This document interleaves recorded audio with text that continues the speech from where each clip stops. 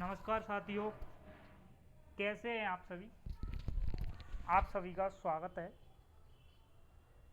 आज हम एक ऐसे टॉपिक पर बात करने वाले हैं जिसका नाम है भारतीय दंड संहिता का संक्षिप्त विस्तार।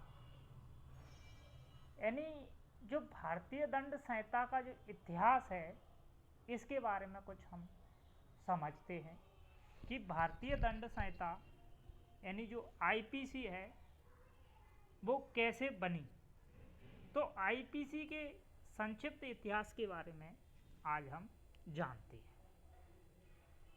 तो जैसा कि हम देखते हैं कि जो हमारी आईपीसी बनाने का उद्देश्य है वो है क्या, आईपीसी को क्यों बनाया गया है, इसके पीछे कारण क्या है, इत्यादि प्रश्न हमारे मन में अक्सर आते रहते हैं। हम देखते हैं कि हम कोई यदि अपराध करते हैं तो हमको आईपीसी के तहत दंडित किया जाता है। मतलब हम अक्सर ही देखते ही रहते हैं कि आईपीसी की कुछ धाराएं लगी हैं, न्यायालय में विचारण चल रहा है। तो इसके बारे में कुछ हमको आना भी जरूर चाहिए। चलिए हम देखते हैं, पहले इसका उद्देश्य देखते हैं कि आईपीसी को क्यों बनाया गया है। मतलब भारतीय दंड संहिता क्यों बना। तो भारतीय दंड संहिता को बनाने का उद्देश्य है वो है एक साधारण दंड का प्रावधान किया गया है। मतलब जहां पर कहीं भी किसी विधि द्वारा दंडित नहीं किया गया है उस व्यक्ति को किसी अपराध के लिए भारतीय दंड संहिता में दंडित किया जाएगा। तो ये तो हुई आईपीसी का उद्देश्य। अब हम देखते हैं कि जो भारतीय दंड संहिता है वो 1860 में आई, लेकिन क्या इससे पहले भी दंड देने के लिए कोई विधान था। जब हम प्राचीन काल की बात करें तो क्या प्राचीन काल में भी दंड देने का कोई विधान था। तो जी हाँ, बिल्कुल था। वो थी मनु स्मृति। मनु स्मृति, जैसे कि आप ये शब्द देख पा रहे हैं, मनु, जो मनु का नाम लिखा है, इन्होंने ही मनु स्मृति की रचना की है। तो जो मनु स्मृति है उसके आधार पर ही पहले व्यक्तियों को अपराध के लिए दंडित किया जाता था। उसके बाद जो मनुस्मृति थी वो सुव्यवस्थित तरीके से लागू नहीं थी। मतलब उसका जो क्रमबद्ध तरीका था दंड देने का वो एक समान नहीं था। इसी व्यवस्था को आगे देखते हुए 1772 में वारेन हेस्टिंग ने 1772 में वारेन हेस्टिंग ने क्या किया, एक सुव्यवस्थित दंड देने के लिए एक फौजदारी न्यायालय की स्थापना की। प्रत्येक जिले के लिए एक फौजदारी अदालत की स्थापना प्रत्येक जिले में वारेन हेस्टिंग ने की। जब ये स्थापना हुई, फिर आगे चलते हुए 1834 की बात है। 1834 में हमको मन में जिज्ञासा हुई, या हमारे भारतीयों को मन में जिज्ञासा हुई, जो हम प्रथम विधि आयोग की अनुशंसा पर यह देखते हैं कि भारतीय दंड संहिता का आभास हुआ कि हमको भी जो सुव्यवस्थित तरीके से एक भारतीय दंड संहिता बनाना चाहिए। तो प्रथम वृद्धि आयोग का जो गठन हुआ वो हुआ 1834 में। प्रथम विधि आयोग का गठन कब हुआ? 1834 में। अब जो प्रथम विधि आयोग था, अब उसके अध्यक्ष कौन थे? तो उसके अध्यक्ष थे लॉर्ड मैकाले। प्रथम विधि आयोग के अध्यक्ष कौन थे? Lord Macaulay. अब क्या लॉर्ड मैकाले अकेले ने ही आईपीसी को बनाया? तो नहीं, लॉर्ड मैकाले जो थे उसके प्रथम विधि आयोग के अध्यक्ष थे। इसके 3 अन्य सदस्य थे, मैकियोल, एंडरसन और मिलेट। तो ये 3 अन्य सदस्य और थे। ऐसे मिलाकर प्रथम विधि आयोग में 4 सदस्य थे, 1 अध्यक्ष, 3 अन्य सदस्य। इन्होंने ड्राफ्ट बना करके 14 अक्टूबर 1837 को 14 अक्टूबर 1837 को इसको पेश किया। कहाँ पेश किया? इन्होंने किया सब परिषद के समक्ष। जो गवर्नर जनरल होता है उसके समक्ष इन्होंने 1837 में भारतीय दंड संहिता के प्रारूप को बना करके पेश किया। इसके बाद भारतीय दंड संहिता पर जो अनुमति मिली वो बनी 1860 में। 1860 में मिली। 6 अक्टूबर 1860 में भारतीय दंड संहिता पर अनुमति सपरिषद के गवर्नर जनरल की अनुमति प्राप्त हुई। लेकिन प्रश्न यह उठता है, क्या हमारी भारतीय दंड संहिता 1860 में ही लागू हो गई थी उसी दिन?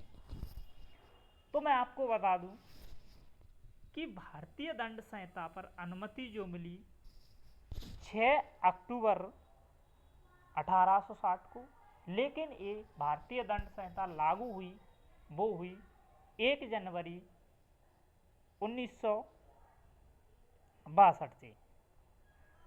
सॉरी, प्रिंटिंग मिस्टेक हो गया। जो लागू हुई वो हुई 1862 से। 1 जनवरी 1862 से भारतीय दंड संहिता लागू हुई। लेकिन भारतीय दंड संहिता का विस्तार प्रारंभ में संपूर्ण भारत पर नहीं था। तो संपूर्ण भारत पर भारतीय दंड संहिता कब से लागू हुई, ये भी प्रश्न उठता है। तो संपूर्ण भारत पर भारतीय दंड संहिता जम्मू कश्मीर राज्य पुनर्गठन आयोग 2019 के एक डेट है, वो है 31 अक्टूबर 2019 से संपूर्ण भारत पर आईपीसी लागू हुई। कब से लागू हुई? 31/10/2019। ओके, ये हमारी आईपीसी लागू हुई, संपूर्ण भारत पर आईपीसी लागू हो गई।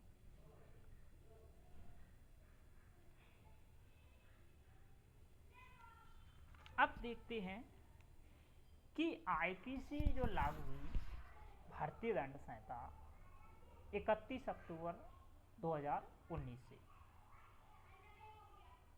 जम्मू कश्मीर राज्य पुनर्गठन आयोग 2019, इसका एक्ट क्रमांक 34। अब भारतीय दंड संहिता का एक्ट क्रमांक क्या है? तो भारतीय दंड संहिता का एक्ट क्रमांक है 45 1860। अब बात ये आता है कि किसी भी अपराध को करने के लिए हम देखते हैं कि किन किन अवस्थाओं से गुजरना पड़ता है। यदि हम कोई अपराध कर रहे हैं तो हमको कैसे लगेगा कि हम अपराध कर रहे हैं? तो वो कौन सी अवस्था है जिन अवस्थाओं से हमको अपराध करने के लिए गुजरना पड़ता है? तो गुजरने के लिए सीधी सीधी बात ये आती है कि सबसे पहले तो किसी व्यक्ति का अपराध करने के लिए आशय होना चाहिए। जब किसी व्यक्ति का किसी अपराध को करने के लिए आशय होगा तो ही अपराध के लिए अग्रसर होगा। दूसरी बात, दूसरा जो पॉइंट आता है वो कहता है जैसे वो आशय हुआ उसके बाद होती है तैयारी। जैसे ही किसी व्यक्ति में गिल्टी माइंड आया और उसने क्या तैयारी करना शुरू कर देता है किसी भी अपराध के लिए। जब तैयारी करता है, तैयारी जैसे ही सामान एकत्रित हो जाता है उसके बाद करता है वो प्रयत्न। और प्रयत्न क्या है? अब देखो प्रयत्न कैसे डिफाइन करें हम, तो प्रयत्न का सीधा एक ही शब्द में बात करते हैं, किसी अपराध को करने के लिए कोई काम किया जा रहा है और वह अपराध पूरा ना हो तो उसको हम प्रयत्न कहते हैं। यदि अपराध पूरा हो जाए फिर क्या कहेंगे? तो उसको कहेंगे कंप्लीट अपराध। जिस प्रयत्न के परिणाम स्वरूप जो परिणाम निकल रहा है या कार्य पूरा हो रहा है तो उसको हम कहते हैं कंप्लीट अपराध। ठीक है, ये हमको 4 अवस्थाएं देखने को मिलती हैं अपराध के लिए: आस, तैयारी, प्रयत्न, अपराध पूर्ण होना। अब बात यह आई कि ठीक है, हमने इसकी अवस्थाएं पढ़ ली। अवस्थाओं के बाद एक मन में ये आता है कि इसके आवश्यक तत्व क्या क्या होते हैं जिससे अपराध बनता है, मतलब अपराध के लिए क्या आवश्यक है, एसेंशियल एलिमेंट। तो किसी अपराध करने के लिए सबसे पहले मानव की आवश्यकता पड़ती है। कोई भी अपराध करोगे मानव का होना आवश्यक। उसके बाद आता है हमारे पास मैंसरिया। मैंसरिया क्या होता है? दुराश्य भावना। दुराश्य भावना का अर्थ ये है कि आपको किसी के प्रति बुरा कार्य करने की सोच, मैंसरिया। उसके बाद आता है एक्टस रियस, तीसरा। जो एक्टस रियस होता है वो होता है किसी गलत कार्य को करना।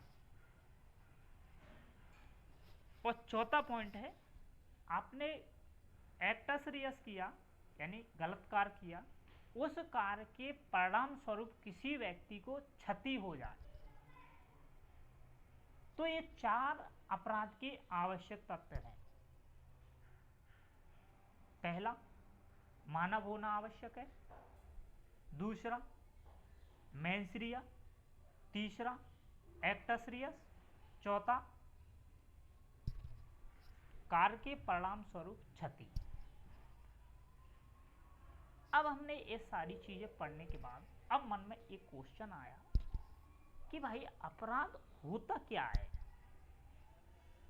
अभी तक हमने सारी चीजें पढ़ी लेकिन अभी तक हमारी ये समझ में नहीं आया कि अपराध होता क्या है।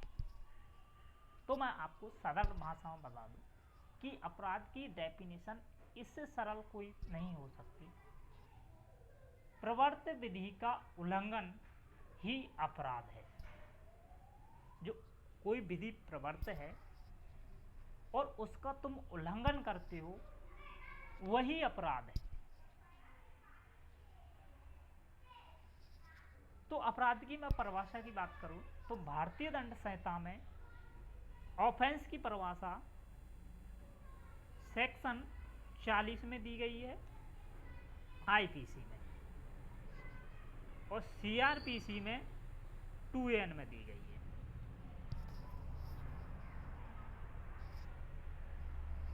आईपीसी में अपराध की परिभाषा सेक्शन 40 में बताई गई है और सीआरपीसी में अपराध की परिभाषा 2N में बताई है।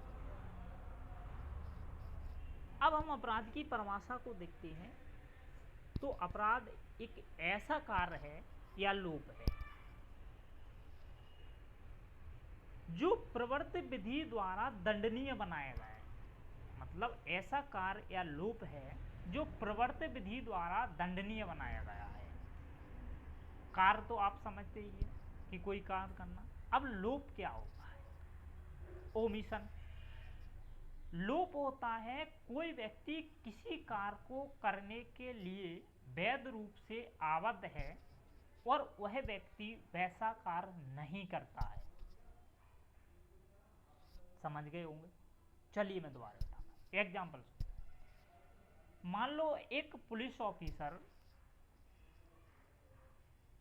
जनता की सेवा करने के लिए विधि द्वारा आबद्ध है, और ऐसा देखा जाता है कि कोई व्यक्ति का एक्सीडेंट हो गया या कोई दंगा हो रहा है, तो उस दंगे में वो पुलिस अधिकारी कोई सहायता नहीं करते हैं या कोई उनको बीच बचाव नहीं कर रहे हैं, देख के रहे हैं, तमाशा देख रहे हैं, तो एक ओमिशन है, मतलब लोप कर रहे हो तुम अपने कार्य से। किसी कार्य को करने के लिए वैध रूप से आबद्ध व्यक्ति वह कार्य ना करे, वो लोप होता है। तो अपराध की परिभाषा में हमने देखा कि प्रवर्त विधि जो द्वारा दंडनीय बनाया गया है और कोई व्यक्ति कार्य या लोप करता है, और पशु अत्याचार अधिनियम 1871 की धारा 20 में किया गया परिवाद ये अपराध के अंतर्गत आते हैं। ये तो सिंपल डेफिनेशन। अब कुछ हमारे विधि शास्त्री, कुछ वैज्ञानिकों ने परिभाषा दी है, तो उसके बारे में भी सुन लें। सबसे पहले हम एक उसकी बात करेंगे, किसकी? कैनी की। तो कैनी क्या परिभाषा दे रहे हैं, कैनी की परिभाषा सुने। कैनी के अनुसार, कैनी ने अपनी एक पुस्तक में लिखा है आउटलाइंस ऑफ क्रिमिनल लॉ।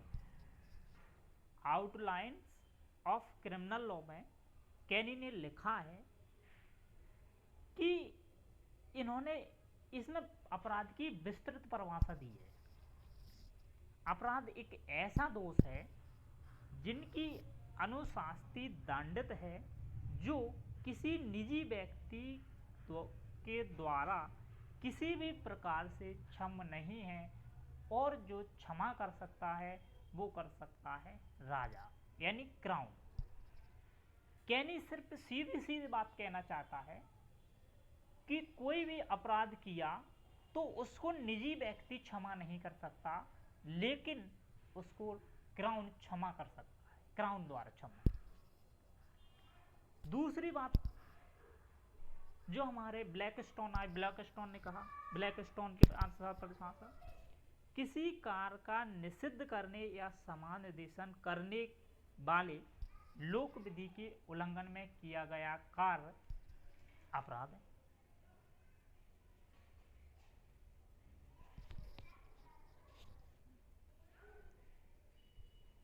तो हमने दो विधि शास्त्रियों के अनुसार परिभाषाओं को भी पढ़ लिया,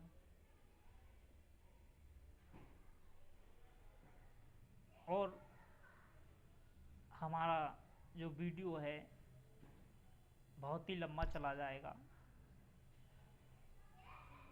कुछ लोगों की डिमांड आती है कि सर जो लंबा वीडियो हो जाता है तो फिर उसमें मन नहीं लगता, तो मैं अगले सेशन में जब भी क्लास लूँगा तो उसमें वीडियो दूसरा अपलोड करूँगा।